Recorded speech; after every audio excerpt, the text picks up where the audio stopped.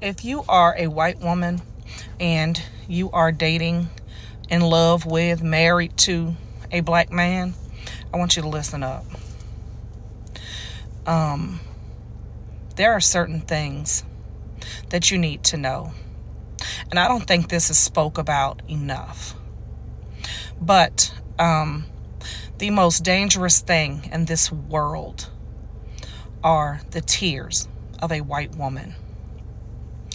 And if you truly love the black man that you are with, you need to know that you need to have his back and protect him at all costs, including protecting him from yourself.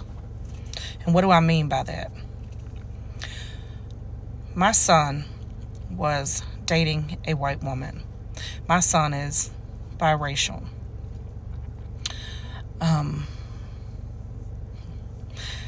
They got into an argument in public, and she started to scream and cry. And my son immediately left the scene. She was outraged. She couldn't believe my son left. My son left because my son knew that if he stayed there and this woman was crying and screaming at him, a black man, there was not going to be any questions asked. He was going to be thrown to the ground. He was going to go to jail. It was not going to be any questions asked because this white woman was crying and screaming about him. Now, I'm sure this female may have been hurt. Her feelings was hurt. She was a little emotional. However, when you are dating a black man and you're a white woman, you need to understand that sometimes your fucking feelings and your emotions have to take a fucking back seat to not cause harm to the person you are dating, that you love, that you are married to. And I'm not telling you that if you are truly in fucking danger, not to get help. But if you're just emotional, you're just pissed off, and you want to scream and hoop and holler, in public is not the time. Because that can turn out very deadly for the black man that you claim to love so much, whether you realize it or not. If you were just dating a white man and you were yelling, nobody would really pay any attention to that shit. But when people see a white woman and a black man and you're screaming, all hell will break loose. Because when white women cry, everybody responds. Even if the shit is stupid, even if it's frivolous, even if it's a lie. The most deadliest thing in this world are white women tears. I have said this time and time again. And I learned this very, very early in life. I grew up in the projects. I was raised by two wonderful black women that helped my mother raise me. So I know what I have witnessed, what I have experienced, and I know for a fact of what I speak. I learned very early in life that I could be a voice for my friends and my family because people would listen to me far more than they would listen to them. And if you listen to anything I have ever said to you on this app, if you are a white woman and you are dating a black man, you are in love with a black man, you are married to a black man, you need to know that you need to have his back and protect him at all costs, even if it is protecting him from you. Handle that shit at home if you are not in danger. Let's talk about how white women use their tears to defend their racism. So London and Olivia are a pretty popular couple here on TikTok. They just got married, and London made a lot of racist tweets about 10 years ago, and they surfaced right after they got married. London decided to make a 10-minute long apology, and it is the classic case study of how white women apologize when they are called out for being racist. So we have to understand white privilege in this scenario. White people, we get to toggle on and off our identities, okay? So we get to be part of the white community when it benefits us, and we get to separate ourselves from the white community when it does not benefit us. And we can go into self mode. Now, people in BIPOC do not get to do that at all. This is what London does, right? So starting with her denial of what happened. It wasn't her who made those racist remarks. It was the community in which she was brought up in. It was her friends. They all encouraged each other to do racist things. Not her, it was just her community, right? Denial of her actions. This 100% contributes to systemic racism, by the way. Okay, then we move into rationalization. Well, you see, it was normal. It was normal in my community to be racist, which is why I was racist. Again, not her. She's not racist. It's the community that was racist. She's rationalizing her racist comments because that's the community in which she was raised in. Okay, so now she's going to start toggling on herself again. She's going to start separating herself from the white community, and we're going to go into false envy. This is when she oversimplifies her actions, right? She didn't realize that these were bad words, right? Like now she understands that these were bad words, as if some point these were good words. She now gets to decide what are good and bad words and the use of them, even though it's not her community at all that should be using these words ever, right?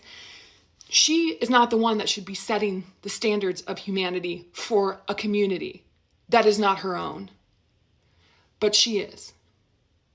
Because that's what white people get to do, right? We get to set the standards of humanity by which we succeed. So we're going into false envy. She now kind of understands like the Black community and why she shouldn't have used those words. And then we get into benevolence, which is, well, now I'm a good person. Now I fully understand. I know people of color now. So therefore I know to never use those words again. And this is when people feel bad for her and say, oh, you didn't know any better. You were just 16. How would you know that that was racist? You poor thing. We forgive you. And that's how we perpetuate systemic racism as white people. Okay, bye. Hi guys, welcome back once again to my YouTube channel. If it's the first time you're coming across my video, don't forget to like this video, subscribe and share. Okay guys, I hope you have heard and listened to all the story, especially I know there's a lot of women who are watching and who have watched this story, and I really know this story maybe it's not really meant for men especially. It's really meant for a lot of women, and if you are a man, if you have watched, please share it with other women or other men. We all know cheating, it's not a new thing to all the people. Cheating is happening everywhere, not only in Jamaica, not only in Canada. It's happening everywhere, and one mistake as a woman should never do to a man who you are dating or who is your boyfriend. Never show him or never provide everything in the house. Never be the man or try to act like to be a man in that house, because eventually there are some men who are different, but there are some men who will never change. A cheating man will always cheat, but not all men are the same. There are those men who will be humble.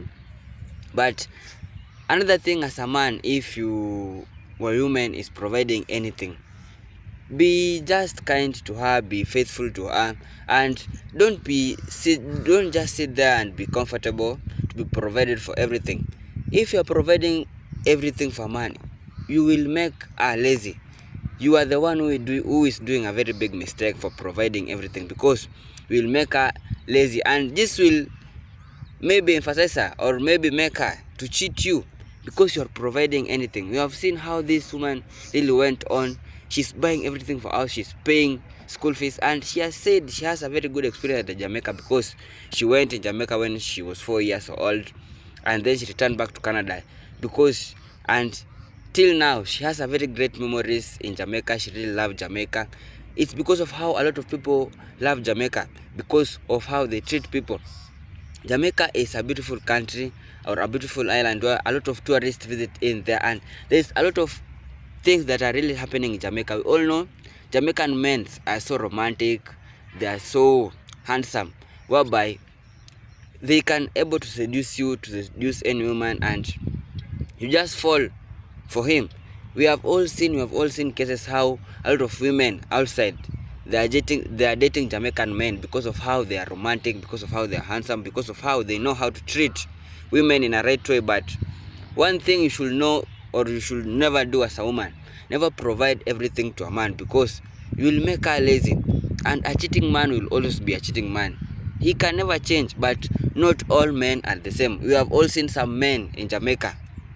They are very humble, they are very loving, they are very faithful. But there are some who are not humble and faithful. Not all men are the same. But for this Canadian woman, not only these things are happening in Canada or in Jamaica, not all Jamaican men are bad. These things are happening across all the world. They are happening everywhere.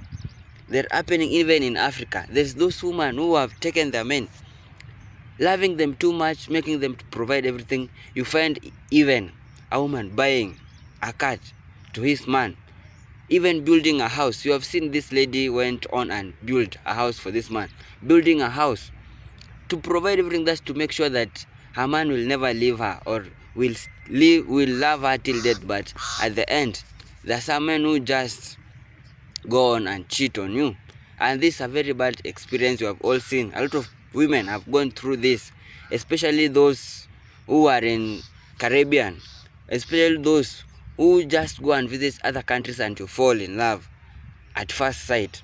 There is things you should limit for yourself if you go and date another man who is not from your country. And most of these cases have been experienced in Jamaica. Jamaica, they have a lot of men who are very handsome, who can seduce a lot of women, but not all of them are the same. Not all men are the same. All they do is just find a right man for yourself. Heal wherever you are and find a right man who will take care of you. Because one mistake these women did is to provide everything for this man, to be the man, or to allow yourself to be the man of the house, and instead of to leave the man to do what it was rightful. Because you can never be paying all the bills for the children, paying all the bills, and your man is just there relaxed. You will make her lazy. And a lazy man in a relationship, he really makes it never to last longer.